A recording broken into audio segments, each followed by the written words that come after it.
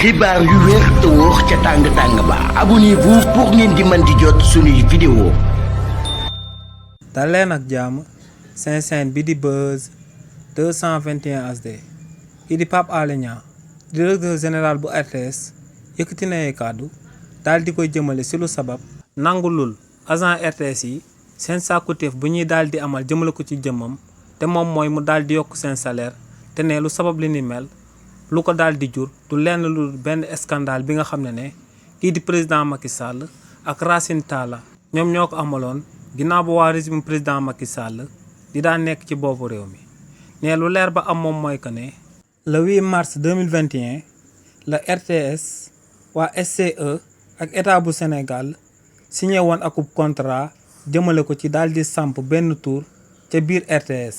ne ci bés boobee lañ daal di teg première pierre jëmale ko ci tour boobee nga xam ne moom lañ waroon a daal di samp ci RTS te kii di Pape Alé Niang ne ginnaaw bañ xayma xaalis boobee waroon na daal di tabax tour bi dafa tolloon ci 33 milliards 875 millions ak lu topp. nee nag waa régime président Macky Sall ak kii di Racine Talla avant ñooñee di wàcc ci bopp réew mi dañoo gëmla woon Sénégalais yi que ne actuellement waa RTS ñoo ngi daal di loger ci tour bu gën a mag ci Afrique de l'Ouest waaye nag ne moom ginnaaw bañ ko tabbee directeur général bu RTS si la soog a daal di nemmeeku ko ne ndekete yoo tour boobee ñuy daal di wax ko ne agent RTS si la ñuy daal di liggéeyee tour boobee xaajul bay daal di pare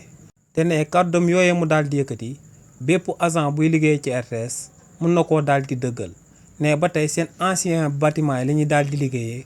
waaye ne amul benn agent buy liggéey actuellement ci tour boobee te ne si li ni mel te seen seek banque bii di BDK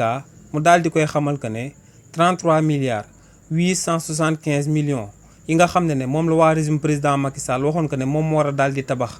tour boobee daal di nañ koy décaissé ba noppi te tour bi pareegul waaye tamit waa CSE